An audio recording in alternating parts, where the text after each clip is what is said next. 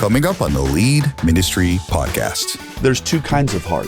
There is what I call doable hard. Stick with me. A situation or task that is challenging, but within the capabilities of a person or of the team, leading to learning and progress. That's doable hard. Both of these are hard. I'm not saying it's easy, but there's doable hard, and then there is destructive hard.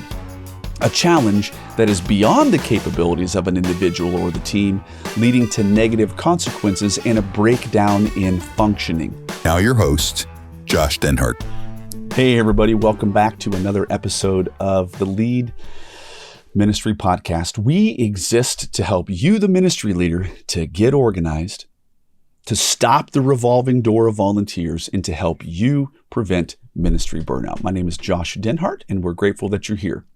You can find just this ever-growing catalog of wonderful resources at leadministry.com. Well, we're talking today, in a sense, and all this month, Bill, about leading up to senior leaders. Tough call, huh? Yeah, it is hard. And there are some challenges to navigate when it comes to leading up. Mm-hmm. Now, Bill, I know the answer to this, but I'm going to ask anyway. Are you the boss and sit at the absolute apex of your leadership institution at your church? No, I don't. So other people can trump what you think. Like other people can go, nope, we're absolutely doing this regardless of what you say. Correct? Oh yeah. There definitely. I have a whole 2 or 3 people who could easily do that in my organization. Well, same for me. That's where I was on the org chart as well. Most people who are listening to this podcast, they are not the boss, and they are subject to somebody else overriding or overthrowing them. And so in the course of this month, we've been talking about some strategies to help people to lead up and have their voice be heard, make an intelligent pitch about getting more budget, getting more staff, getting your way, or maybe even going in and logically seeking to push pause on a leadership initiative that somebody has. All of these are ways of leading up, but today is a unique one, and we're talking about what to do with last-minute requests. Of course, here it is. Help, I'm not the boss. Here's the kind of deal. We always try to define it. We try to develop it, and then we try to give you some practical steps about how you can actually make some actionable steps. So we're going to define it. We're going to take it a little deeper and develop it, and then we're going to have some application. So this first define it piece is what I call last minute requests from your boss. Bill, has this ever happened to you? Oh yeah, absolutely. You get a text in the evening and something needs to be done before the next morning. And you're like, what? Yes.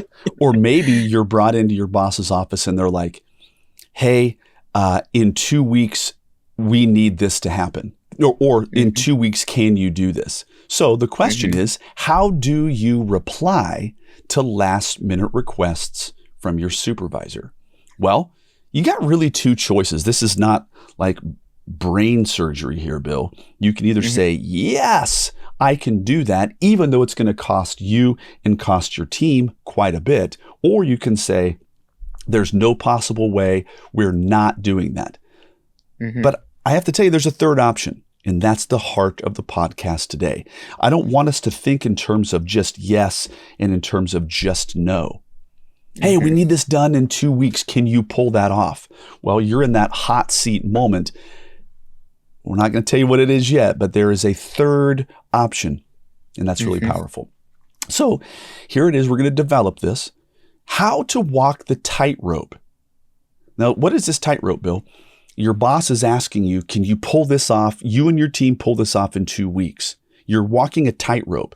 It's, do I protect my team because this is going to cost us something, or do I pull this off regardless if it's going to cost my team a little bit? It's a tightrope, is it not?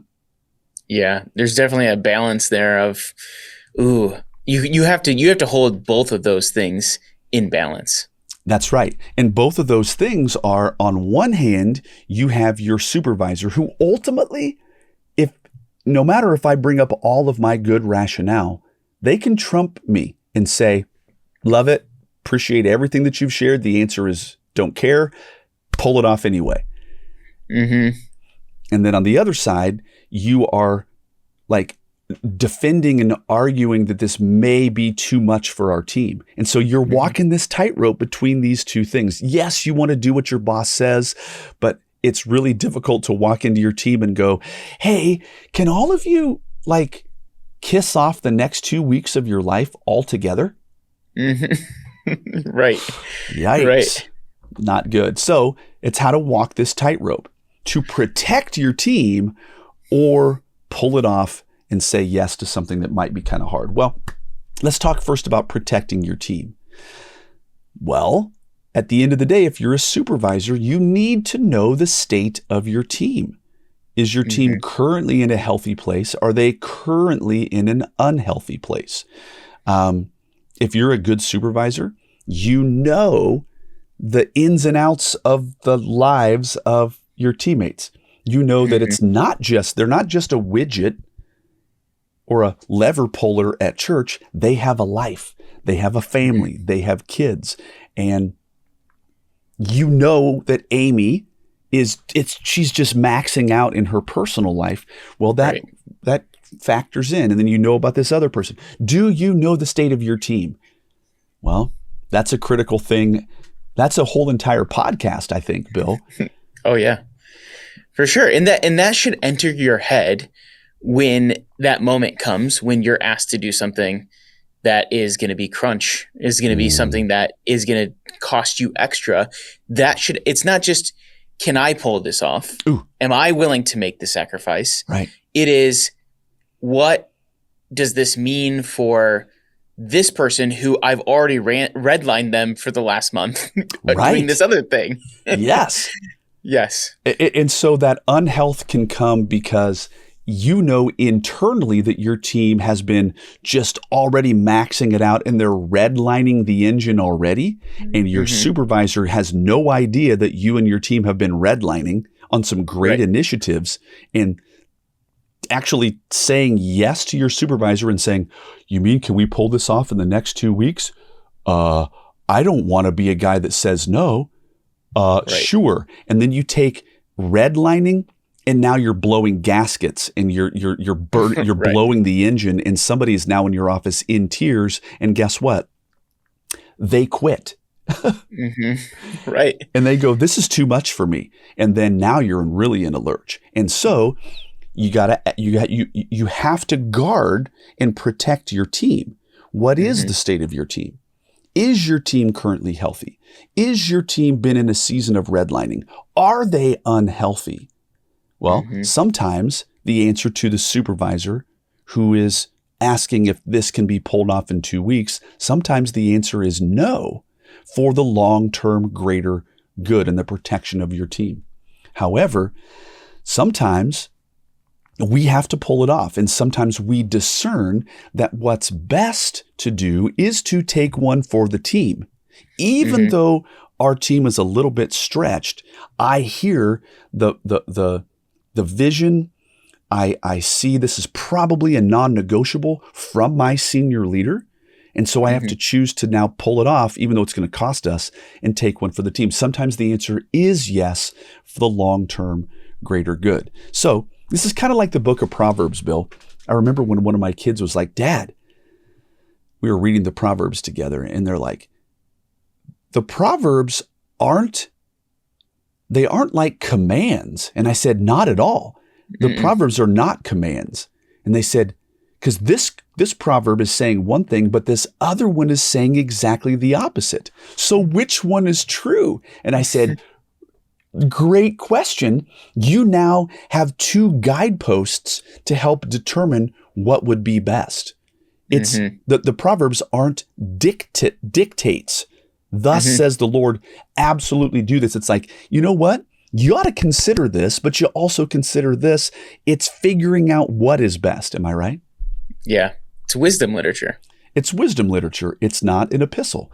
And so we have to determine, is this going to be the healthiest thing to pull off, or is it not? Now, here's one of the crazy things, Bill. I mean, you've been in this situation before. You've been called into the executive pastor's office. He is now speaking on behalf of the senior pastor. And I remember one time I said, executive pastor, I see your mouth moving, but I'm hearing the senior pastor's words come through, right? And I said, I know that this is not, you didn't come up with this idea. This is from him. And this sounds like this is a non-negotiable. But you've been brought into those situations, right? Where all of a sudden it's like, hey, for me, okay, I'll tell you an example for me. I was brought in and it was, we are going to launch a third worship service, and it is going to happen at this time in 4 weeks, and you are expected to create a brand new Sunday school from birth through 6th grade, no questions asked, 4 weeks, final answer, any questions. And I was like, ouch. You see what I'm saying? Yes. And by the way, like, I got to be honest with you, Bill, if I were to reflect back on that conversation, the reason why he did such an intense, like, I'm just having this moment right now. The reason why the executive pastor was like, it's going to be in 4 weeks. It is officially happening. There are no modifications. This is final answer, hard stop. Absolutely happening. There are no escape valves. All of these little qualifiers. Right. The reason why is because he knew who was in his office and who could come up with all kinds of strategies and all of a sudden go, these aren't the droids you're looking for. And he's like, oh, this is a bad idea. Yes, it is a bad idea. You see what I'm saying? He was like, he's done this to me before. That's so funny. We got to give this guy no wiggle room at all. Well, sometimes it is an absolute has to be done. Fair. I get that. But sometimes the executive pastor was like, hey, can we pull this off? And interestingly enough, remember we had the 2 questions. We often think of it's binary. Yes, we can pull this off. It's going to cost our team. Or no, we can't pull this off. And our team is to the brink. We often think binary, but now comes the third option, which if there was a golden egg of this podcast, it's this next concept. And this concept is not mine personally. This is one that I learned from one of our coaches, Jody Quinn. And Jody Quinn's best answer was the following. Here it is, quote, if you need an answer right now, the answer is no. However, if you give me time to talk to the team, we might be able to pull this off. Now, when she first told me this, I was like, if I only had that, it would have saved me a lot of heartache. Yes. So this third option, what do you think of this third option, Bill? I think Jody is a genius. This is amazing because I think what's happening when you say this is if you need an answer right now, the answer is no. I think is communicating something to the person asking you. And what it's communicating is you need to know from me in this moment that what you're asking me to do is very costly. And it's so costly that if you need an answer immediately, no, because I'm for my team. But if you give me time to talk to my team, we might be able to pull this off. And I love that might, because again, you're communicating the same thing, is that you need to know in asking us to do this, that it's costly for me and it's costly for our team. And so if, let's say the answer is like, I can't give you an answer right now. So the answer is no. More likely they're going to tell you, go back to your team and talk about it. That's exactly right. And if you go back to your team and then you say, yes, we can pull this off. Well, now you've positioned yourself better to that supervisor because now they see you care about the team you're leading. And also you're willing to do costly things in order to help the church family. This is so true. I wish that I'd have had this third option, because really the genius of Jody Quinn, again, she's one of our coaches. She's an absolute gem. The beauty of what she's doing is she's pressing pause, and she's allowing oxygen to come back into the room and back into the conversation. Because often I feel I'm stuck and I have to make a decision right now. And I'm in a bad place right now because I either say yes to this one important value, or I say no to a competing value, which is protect my team. So the interesting thing, when I have done something similar to this, or when he said, hey, this is coming down the pipe or whatever, I didn't use Jody's third genius option in terms of the exact language, but there have been times where I came back to the team and I was like, oh my word, everybody come in, close the door. And I was like, they're like, what's wrong? And I'm like, well, we have been pretty much tasked with doing this. And I was waiting for the, erratic freak out. There's no way we can do this. I was waiting for that because I was afraid that they were in an unhealthy state. And I'll never forget, there have been times where they were like, well, you know what? That is actually a really good idea. And I think if we budget ourselves in this way or that, I think we can pull that off. And I was like, oh, I was under the assumption that there was going to be weeping and gnashing of teeth and the threat of quitting, and you're freaking out. But when I pushed pause on the conversation, I went back to the team. I actually found out, not only do you have margin, but you've come up with scenario 1, 2, and 3 that actually makes this doable. Right. Absolutely. So it's not just pausing the executive pastor so that I can come up with additional rationale to undo his idea. Sometimes it's going back to my team because they have eyesight that I don't have, and it can actually be pulled off. Right. Absolutely. And I think like Jody's, best answer there also works in this, that it allows you to go to your team and say to them, hey, I had a meeting today with, the executive pastor, and he asked me to do this really big thing last minute. And I didn't tell him yes. What I told him was, if I have to answer right now, no, because I'm not doing that to my team. But if you give me time, I can go back to my team and we can discuss it and we can see if we can pull it off. And so this is me in this meeting coming back to you. What do you think, team? Okay. Number one, earlier you said when you say Jody's wonderful phrase, if you're asking for an answer right now, the answer is no. However, if you give me time, I can take this back to the team. We might be able to pull this off. That communicates to the senior leader that you care about your team.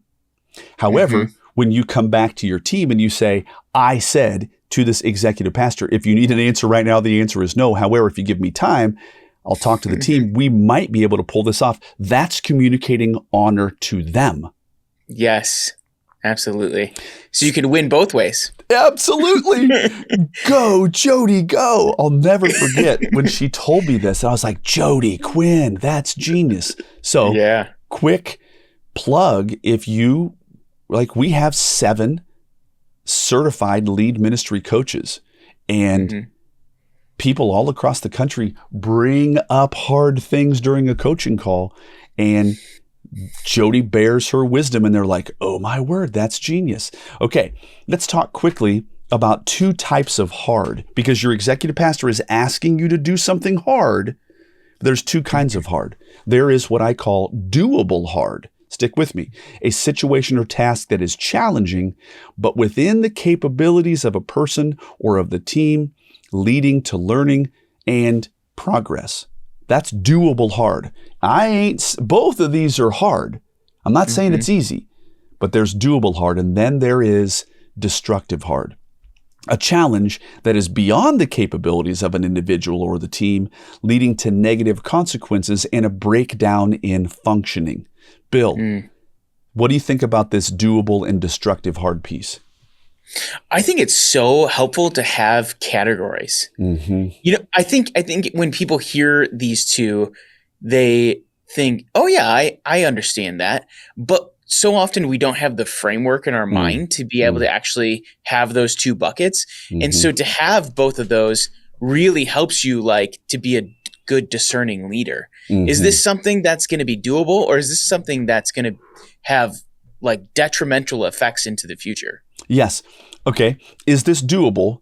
It's going to be hard, but we can pull it off. Or the other one is, we can pull this off, but there's going to be a wake of dead bodies and destruction behind us. So is it really that important? So you got to be very thoughtful about that. So this two kinds of hard, there's a fundamental difference, and it lies in the middle someplace of impact plus sustainability. I remember our senior pastor was like, let's take that hill. Well, if all things were equal, that hill would be a great thing to take. But can we take that hill? Well, they put people on the moon, Yes. Well, that also was a couple of $1 billion and a team of 750 different trained engineers and scientists that worked on that for 5 years. So yes, impact, but do we have the capacity for sustainability? Because it's not just whether you can pull off that event, it's whether you can pull off the next 80 events in the life of your church. So watch this. Doable hard is challenge. It's a challenge, but it's a challenge worth facing. That's doable hard. Destructive hard is a situation that needs to be avoided or changed to prevent serious negative consequences. The answer is yes, it can be pulled off, and it's going to be hard, but this one is going to be hard in such a way that it's going to have damage to people and damage to the long-term sustainability. We have to know that. You see, it's a hard thing, but this hard thing could be a catalyst for positive development. In other words, that's doable hard. You know what? This is going to be hard, but we're going to grow as a team. We're actually going to bond together through this hard thing, and it's going to ultimately be worth it. We are going to be stronger as a result. Or this hard thing could be a catalyst or a source of deterioration of the morale, of the ability to pull off future things, of the feeling of being used. And when a team begins to feel used, they begin to resent the senior leaders. Pretty crazy. These are the thoughts that we have to have. No, it's good. And I really appreciate the first part of that, especially that, because sometimes I think we, as leaders, we can tend away from doing hard things, but hard things really can be a catalyst for awesome development in your team. You should be doing hard things. That's right. But this point is, in going through the hard thing, is it going to be a catalyst for something good, or is it something that's going to burn out your team? That's right. And we're running this super, super hard little straddling this really big tightrope that we've been kind of talking about. Well, now, to close off this podcast, we're going to talk about landing this plane and having some actionable steps. And in my opinion, it all comes down to communication. So we're seeking to give everyone a voice. And if you're looking at this on YouTube and you're seeing the slide that's on the screen, you'll see that at the top, there is your supervisor's voice. It's what they want. At the bottom, you have your team's voice, what they need. And then in the middle, here it comes, you navigate that middle as the middle manager. I was a middle manager, Bill. I oversaw a team of 7 people. I know that sounds like a lot, but I oversaw 7 people. And I had their interests in mind, but I also had my supervisor's interests in mind. And I ran this really weird kind of flow between. Sometimes I leaned more toward my team. Sometimes I leaned more toward the leadership of the church. But I struck this middle, and you got to understand what they want your supervisor, what your team needs. Maybe it's rest, maybe it's a push, maybe it's a swift kick in the pants, but you run that middle space. What are your thoughts about this? Oh yeah, that describes it perfectly, because I'm in a similar position. I have people who are on my team, and then I have a supervisor over me, and it really is threading the needle of making sure that those, you're taking care of both sides of that. That's right. And this one was always hard for me because our senior pastor used to say, you serve the team that is above you. That's who you serve. You ultimately don't serve your team under you. You're serving the team above you. And I hear that. It still kind of burdens a little bit. It's both and. It is both and. And by the way, I have to say, maybe somebody out there in podcast land is squirming just like I'm squirming right now, because you have a senior leader or senior leaders who are take the hill no matter the cost. And I'm telling you, just because they're in a position of authority does not mean that they're right. Just because they're in a position of authority doesn't necessarily mean that they're thinking through things. They are not divine. Can I have an amen? Amen. They are not God. Right. And sometimes they need a wake-up call that we absolutely can't do this. If we do this, it's going to come at a really, really, really detrimental cost. Do you want that? And sometimes they say, absolutely, I could care less. I want this to be achieved no matter the cost. And at that point, I'm sorry, have a choice. I either pull that off because it's my job, or I find a different job. Right. Absolutely. Yeah. And there's another aspect to this that I just thought of that I think is interesting, is sometimes you can make them pay the cost. And what I mean by that is you say to them, yes, I can do that, but what else that I'm already doing do you want me to give up in order to do your thing now? Right? We've talked about this multiple times before. We sure have. But it really does put the cost back on them. Because now you're saying, great, you're the decision maker. What of these other things that I'm doing excellently well do you want to have drop in order for me to do your thing? So actually, Bill, you've brought up now a fourth option for a conversation thing. Of course, we often just think of two, right? Either, okay, the supervisor asks, can you do this hard thing? We often think we're in the heat of the moment. It's, yes, I can do that, serving their wishes, or no, I can't do that, protecting your team. Okay, Jody Quinn has given us this middle thing, which says, if you want an answer right now, the answer is no. If you can give me some time, I'll take it back to the team. We can figure out whether we can do this. That is a third thing to say to put this thing on ice a little bit. Am I right? But you've brought up now a fourth, which I think is very important. Okay, which then all of a sudden causes that leader, it puts the onus back on them. Is this such a priority that you're willing to kill something else? Because what I'm telling you is, if in fact this thing has to be done and there is no other option and our team isn't healthy enough to pull that off, then you have to offload some task that we currently have been strapped with in order to make this even remotely viable. It's horse trading, brother. This is called horse trading. Yes, absolutely. Well, this has been a fun month talking about leading up to our senior leaders. I have to be honest with you. I was really, really, really gifted at this.